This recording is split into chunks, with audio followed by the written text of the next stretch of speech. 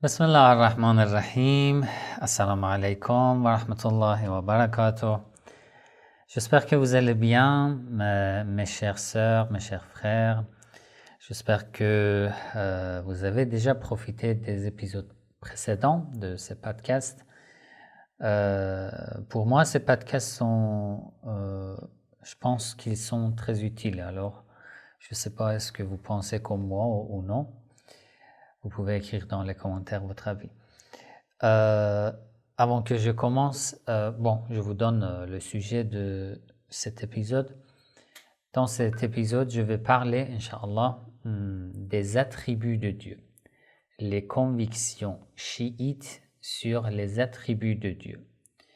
Donc, je vous demande de me suivre jusqu'à la fin de ce podcast. Avant que je commence, s'il vous plaît, si ce genre de contenu vous intéresse, si vous profitez de ces podcasts, n'oubliez pas de nous soutenir, de cliquer sur j'aime, partagez ce podcast avec vos entourages, dans les groupes, sur WhatsApp, sur Facebook, etc. Et écrivez votre avis dans les commentaires. N'oubliez pas, c'est très important pour moi de savoir même quelques mots, juste quelques secondes, d'accord? Ça ne vous prend pas beaucoup de temps, mais pour moi, c'est très important. Et après, regardez si vous êtes déjà abonné à ma chaîne ou non. Si vous n'êtes pas abonné, vous pouvez vous abonner à ma chaîne. Alors, si vous avez déjà écouté les 4 premiers épisodes de ce podcast, j'ai parlé de la connaissance divine, j'ai parlé de l'ijtihad et taqlid. Dans le 3e épisode, j'ai parlé des convictions chiites sur Allah. Dans le 4e épisode, j'ai parlé des convictions chiites sur l'unicité divine. Et ce soir, dans ce podcast, je veux parler de nos convictions sur les attributs de Dieu. Alors, peut-être ça vous donne une vision philosophique ou théologique, mais moi j'essaye d'être trop simple dans mes explications, de vous expliquer le plus facilement possible, Inch'Allah. Et j'essaie de ne pas entrer dans beaucoup de détails pour ne pas prendre beaucoup de votre temps. Très bien, alors on commence.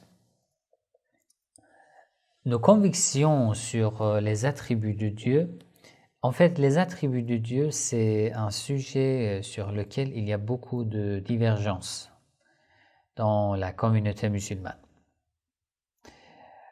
Par exemple, les chiites ont beaucoup de différences avec les sunnites. Parmi les sunnites, al-asha'ira ont beaucoup de divergences avec al-mu'tazila, ou ils ont beaucoup de divergences avec Ahl al-Hadith, par exemple, ou al-Maturidiyya, ou al-Soufiyya, etc., etc.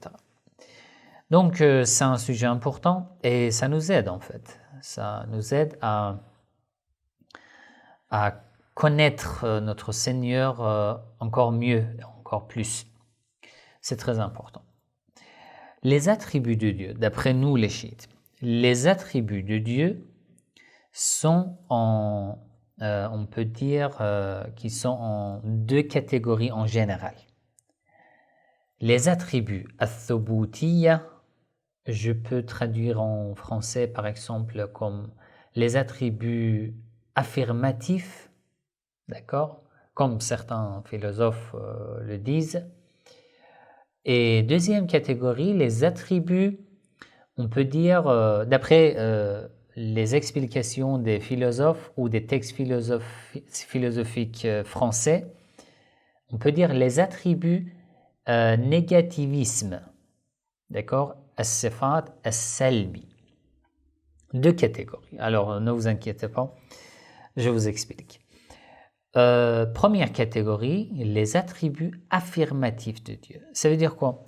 Ça veut dire les attributs qu'on attribue à Allah qui sont tout comme l'essence de Dieu, qui ne sont pas séparés de l'essence de Dieu, d'accord, qui ne sont même pas séparés les uns des autres, ces attributs. Alors, ces attributs, as-sifat ath-thubutiyya, nous donnent quelques, on peut dire, caractéristiques réelles qui montrent la perfection de Dieu. On peut les appeler aussi as-sifatul jamal wal kamal, les attributs de la beauté et de la perfection de Dieu. Quels sont ces attributs? D'abord, al-ilm, le savoir de Dieu. Al-qudra, le pouvoir de Dieu. Al-ghina, la richesse, l'indépendance de Dieu. Al-irada, la volonté de Dieu. Cinquième, al-hayat, la vie de Dieu. Ces 5 attributs sont les attributs affirmatifs, réels, d'accord, de Dieu, qui nous montrent la perfection de l'essence de Dieu. Ces attributs ne sont pas séparés de Dieu. Ça veut dire, on ne peut pas imaginer l'essence de Dieu et après imaginer comme un attribut séparé le savoir de Dieu, comme une deuxième chose, et encore imaginer le pouvoir de Dieu, encore imaginer l'indépendance de Dieu, encore imaginer la volonté de Dieu et encore imaginer la vie de Dieu. Non. Ces 5 attributs, le savoir, le pouvoir, l'indépendance, la volonté et la vie, ces 5 attributs ne sont pas séparés de l'essence de Dieu et ne sont pas séparés les uns des autres, sont la même chose. Ces 5 attributs, en réalité, ne sont qu'un seul attribut et ne sont pas séparés de l'essence de Dieu, sont la même chose que l'essence de Dieu. Donc, lorsque je dis Allah alimun, Allah est l'omniscient, d'accord, c'est comme si je dis Allah existe, parce que l'existence de Dieu est égale à son savoir. Et le savoir de Dieu est égal à son existence. Lorsque je dis Allah est omnipotent, c'est comme si je dis Allah est vivant.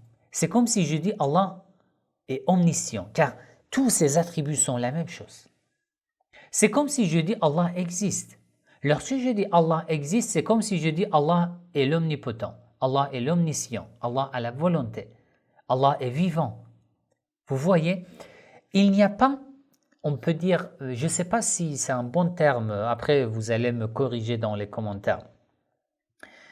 Je ne sais pas si ce terme est correct dans la langue française. On ne peut pas dire qu'il y a la dualité entre les attributs de Dieu et l'essence de Dieu. Ils ne sont pas séparés, ils sont la même chose. D'accord? Bien sûr, lorsque je veux imaginer dans ma tête le savoir, j'imagine le savoir d'une manière différente que lorsque j'imagine le pouvoir. Mais tout cela sont nos imaginations, alors que en réalité, dans l'essence de Dieu, tout cela sont la même chose. Ne sont qu'une seule chose et c'est l'essence de Dieu. D'accord? Vous me demandez alors, Sayed, pourquoi tu insistes tellement que les attributs ne sont pas séparés de l'essence de Dieu? Parce que si les attributs de Dieu sont séparés de l'essence de Dieu, ça veut dire que, vous savez que le savoir de Dieu est éternel. Le pouvoir de Dieu est éternel. L'indépendance de Dieu est éternelle. La volonté de Dieu est éternelle. La vie est éternelle. Alors, si on dit que ces attributs sont séparés de l'essence de Dieu, ça veut dire que nous avons, à part l'essence de Dieu, nous avons 5 choses éternelles. Ça veut dire que nous croyons, au total, nous croyons en 6 dieux. Et c'est polythéisme. C'est pour ça que nos imams alayhi salam, le Coran, le prophète Muhammad sallallahu alayhi wa sallam, ils ont essayé de nous faire apprendre que les attributs de Dieu ne sont pas séparés de son essence. Alors, c'était le premier sujet. Alors, il y a une deuxième sorte des attributs affirmatifs de Dieu, as-sifat al-thubutiyya. Je vous ai expliqué la première sorte des attributs affirmatifs qui s'appelait as-sifat al-jamal wal-kamal, les attributs de la beauté et de la perfection de Dieu, qui étaient les 5 que je vous ai expliqués. Et une deuxième sorte des attributs affirmatifs sont as-sifat al-idafiyya. Ça veut dire, il y a des attributs que lorsque tu imagines seulement Allah, tu ne peux pas imaginer ces attributs. Lorsque tu imagines Allah et sa création, dans ce cas, tu arrives à imaginer ces attributs. Ça veut dire quoi? Par exemple, je dois vous donner des exemples pour que vous compreniez mieux. Par exemple, l'attribut de Dieu, al-khaliqiyya, la création de Dieu. Si j'imagine Allah sans imaginer sa création, est-ce que je peux imaginer l'attribut de al-khaliqiyya, la création? Non. Parce que cet attribut, al-khaliqiyya, nécessite une créature. Donc, lorsque tu imagines al-khaliqiyya, tu as déjà imaginé un créateur et une créature. Car un créateur sans créature n'est pas un créateur. Et une créature sans créateur n'est pas une créature. Et sans la présence de ces deux, il n'y a pas l'attribut de la création. C'est clair? J'espère que c'est pas trop compliqué. Je vous donne un autre exemple. Ar-Raziqiyya. Allah accorde des bienfaits. Il est Raziq. Il est celui qui accorde les bienfaits, accorde les grâces. Alors, tu peux imaginer cet attribut sans avoir imaginé ceux qui reçoivent ces grâces et ces bienfaits? Non. Lorsque je dis Allah accorde les bienfaits, ça nécessite que j'imagine des créatures de Dieu qui reçoivent ces bienfaits. Je vous donne un exemple très très simple. Par exemple, ma sœur, tu es une maman. Est-ce que je peux imaginer que tu es une maman, une mère, sans avoir imaginé que tu as un enfant? C'est pas possible. Lorsque je te dis tu es une mère, ça veut dire que j'ai déjà accepté que tu as un enfant. Tu as eu un enfant. Lorsque je te dis tu es un père, ça veut dire que tu as un enfant. Ces attributs, d'accord, nécessitent deux choses. Par exemple, cet attribut, tu es un père, nécessite deux choses. D'abord, le père et deuxième, son enfant. Alors, ces attributs de Dieu, al-idafiyya, comme al-khaliqiyya, la création de Dieu, comme al-raziqiyya, Allah accorde les bienfaits, comme al-aliyya, Allah est la cause de toute la création. Lorsque je dis Allah est la cause, al-illa, je dois imaginer aussi al-ma'loul, ceux qui ont été créés par Allah. D'accord? Alors, ce qui est important dans cette catégorie, as-sifat al-idafiyya, c'est que vous devez savoir que tous ces attributs proviennent d'un seul attribut. Et c'est al-qayyumiyya. Allah est immuable. Allah est l'indépendant. Allah est riche et n'a besoin de personne. Et toute la création se confie à Allah.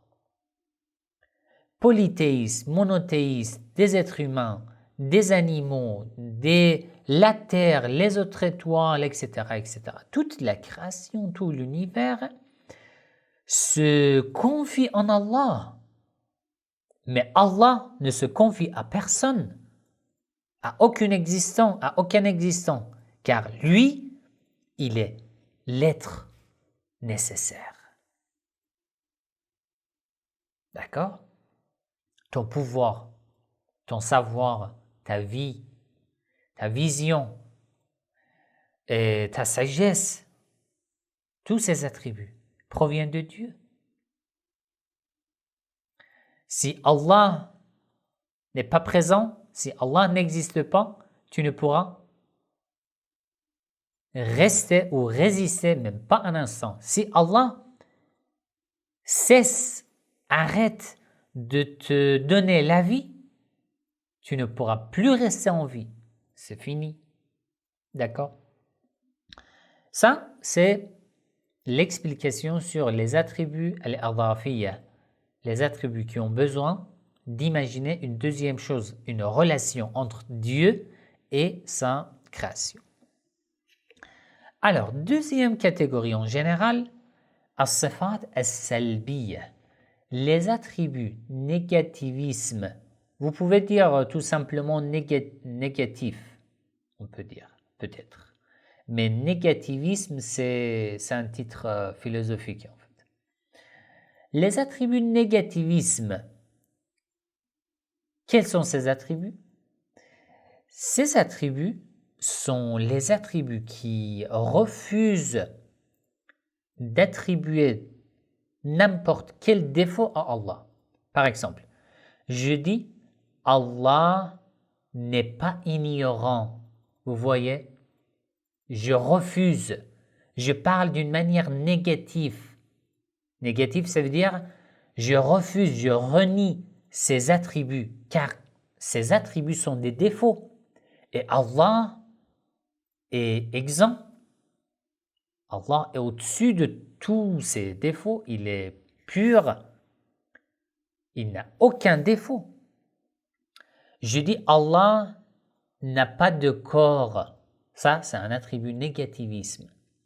Je dis Allah n'est pas composé. C'est un attribut négativisme. Je dis Allah n'est pas injuste. C'est un attribut négativisme. Je dis Allah ne nous trompe pas.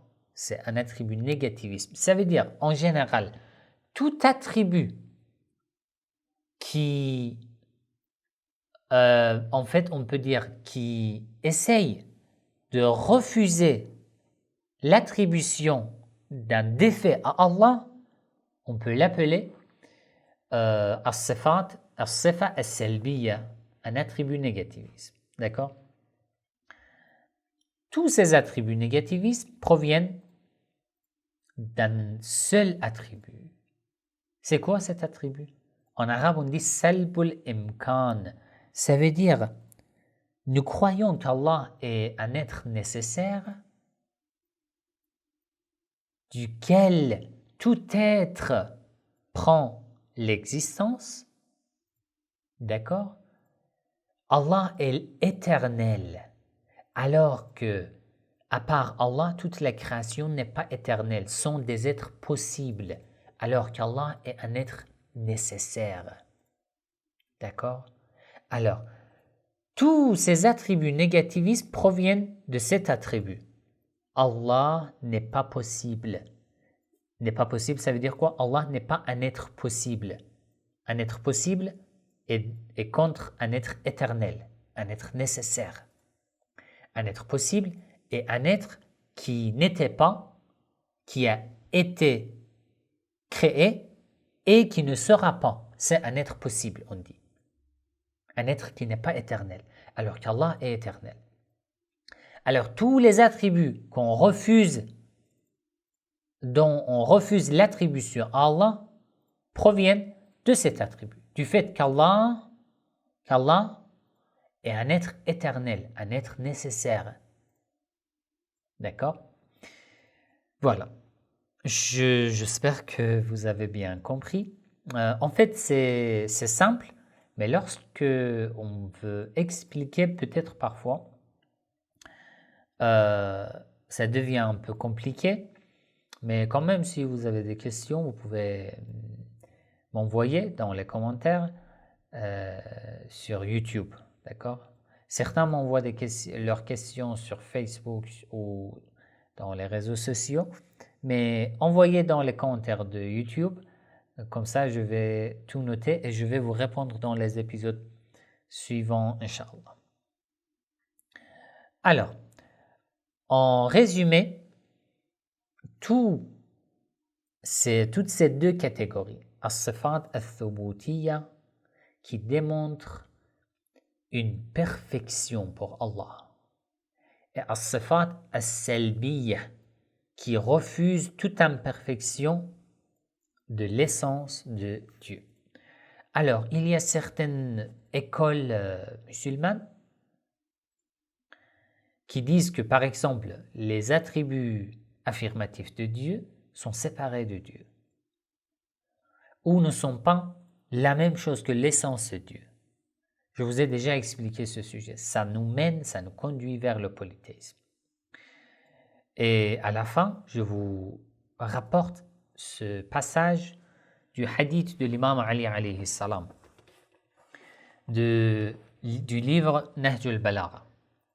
L'imam Ali alayhi salam, dans les premiers sermons de Nahj al-Balagha, la voie de l'éloquence, il dit وَكَمَالُ الْإِخْلَاصِ لَهُ نَفْيُ الصِّفَاتِ عَنْهُ. Si tu veux avoir une conviction pure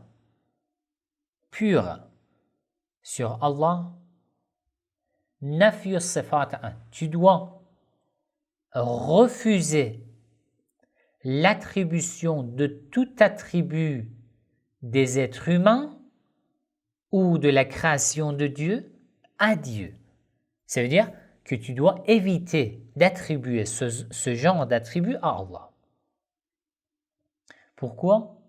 لِشَهَادَةِ كُلِّ صِفَةٍ أَنَّهَا غَيْرُ الْمَوْصُوفِ. Car chaque attribut est séparé de celui à qui on attribue cet attribut, cette caractéristique. Lorsqu'ils sont séparés, ça veut dire que cette personne a besoin de cet attribut. Et lorsque cette personne a besoin de cet attribut, ça veut dire qu'il n'est pas un être éternel, un être nécessaire. Ça veut dire qu'il n'est pas un Dieu. وَشَهَادَةِ كُلِّ مَوْصُوفٍ أَنَّهُ غَيْرُ الصِّفَةِ. Et que tout attribut prouve et avoue qu'il est séparé de la personne qui le détient. Après, l'imam alayhi salam dit فَمَنْ وَصَفَ اللَّهِ سُبْحَانَهُ فَقَدْ قَرَنَهُ. Celui qui essaye d'attribuer quelque chose à Allah, ça veut dire qu'il a considéré cet attribut comme un compagnon de Dieu. وَمَنْ قَرَنَهُ فَقَدْ ثَنَّى. Alors quel est le problème? Puis l'imam dit وَمَنْ قَرَنَهُ فَقَدْ ثَنَّى. Si tu considères un attribut comme un compagnon de Dieu, comme un être éternel comme Dieu, فَقَدْ ثَنَّى, c'est comme si tu as considéré deux dieux, tu as cru en deux dieux, l'essence de Dieu et son attribut qui est séparé de son essence. Quel est son problème? وَمَنْ ثَنَّى فَقَدْ جَزَّأَهُ. Celui qui croit qu'il y a deux dieux ou qu'il y a deux êtres éternels, l'essence de Dieu et son attribut. Dans ce cas, فَقَدْ جَزَّأَهُ, ça veut dire que tu crois qu'Allah est composé de plusieurs éléments. Quel est son problème? L'imam alayhi salam dit وَمَنْ جَزَّأَهُ فَقَدْ جَهِلَهُ. Si tu crois qu'Allah est composé de plusieurs éléments, ça veut dire que tu as avoué qu'Allah est ignorant. Pourquoi? Parce que l'essence de Dieu a besoin de cet attribut éternel. Cet attribut éternel a besoin de l'essence de Dieu. Donc, chacun de ces deux éléments ont besoin de l'autre. Pourquoi? Parce que l'essence de Dieu est vide et ignorant, n'a pas cet attribut, ne possède pas cet attribut. Et cet attribut ne possède pas l'essence de Dieu. Vous voyez, ça nous mène vers le polythéisme. D'accord? Cet épisode, en fait, pour certains, peut-être était compliqué. Vous savez pourquoi c'est compliqué pour certains d'entre vous? Parce que ça, ici, je vous explique en résumé. Sinon, si on a des cours, par exemple, en ligne, tout ce que j'ai dit dans cet épisode, ça prend au moins quelques heures, 5 heures, 6 heures, plusieurs cours à expliquer tout ce que je viens de dire dans cet épisode, d'accord?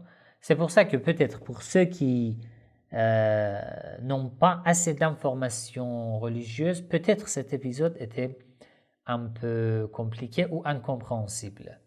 Parce que ça nécessite beaucoup d'explications, étape par étape. C'est pour ça que ça devient peut-être compliqué. Dans l'épisode suivant, je vais vous parler de la justice divine, qui fait partie des piliers de l'islam, l'attribut de Dieu, la justice, al-adl, sur lequel il y a beaucoup de divergences encore dans la communauté musulmane. Je vais vous expliquer ce sujet, Inch'Allah. Alors, si ce contenu vous intéresse, n'oubliez pas de visionner déjà les épisodes précédents et après, soutenez-moi ce programme, cette série de podcasts en cliquant sur j'aime, partageant la vidéo avec vos entourages et n'oubliez pas d'écrire votre avis dans les commentaires. Wassalamu alaikum wa rahmatullahi wa barakatuh.